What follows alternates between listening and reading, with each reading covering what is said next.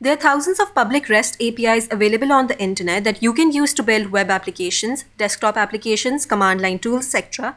Despite their numbers, finding a suitable API for your app can become tedious if you search the web to find the right one. But with RapidAPI Hub, you can do all of this under a few minutes. RapidAPI Hub is home to thousands of APIs of 45 different categories. These categories are listed on the left-hand side of the page. If you don't have an account, you would first have to sign up on the website to use the APIs. Afterward, a unique API key will be generated for you. With this API key, you will have access to all the APIs. In this video, we will look at the different sections you encounter when you open an API page on RapidAPI Hub. So without further ado, let's jump into that. Make sure you have signed up and logged into your RapidAPI account, otherwise you will not be able to subscribe to any API. Once it's done, choose any API you like. For the sake of this video, I am using this Google Translate API. The API page here at RapidAPI Hub is divided into 6 sections. Let's have a closer look at each of the sections. The first section is related to top info. This part of the page holds the basic information related to the API, like its name, author name, when it was last updated, what category it lies into, etc. You can also see the API's popularity, latency, and service level stats. These stats help you decide whether you should go with this API or look for another one on the RapidAPI Hub. The name of the API that I'm going to use for this video is Google Translate.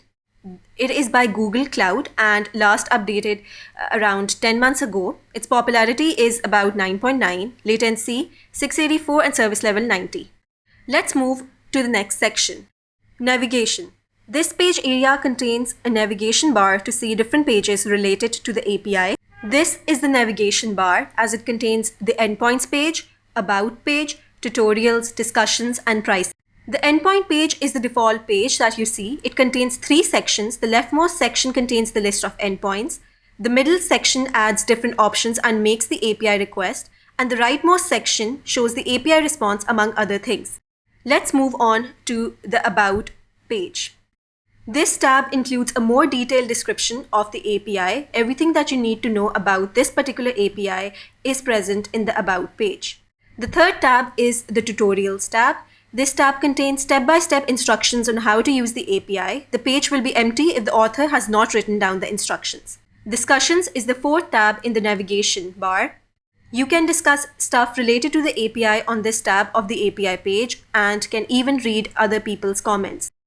Pricing. This tab of the page contains different price packages related to the API. You can subscribe to the package you like from here. The third section of the API page at RapidAPI Hub is Description. This section contains a brief description of the API, what it does, what you can do with it, etc. Like this Google Translate API dynamically translate between languages.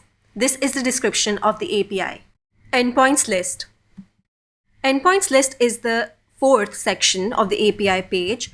On the main page, inside this endpoints tab, look at the leftmost section. It contains a list of all the endpoints you can use with the given API. When you click on the endpoint, it will change the code snippet in the rightmost section.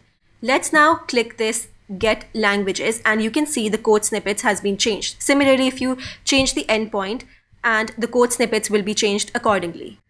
The fifth section is the request section. This is the middle section of the API page. Here you can set different options like setting the query parameter, changing the header values, etc.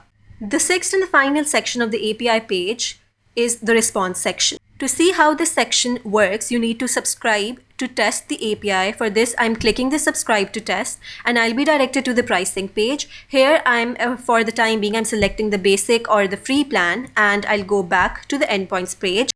After subscribing to the API, the subscribe to test has been changed to test endpoint.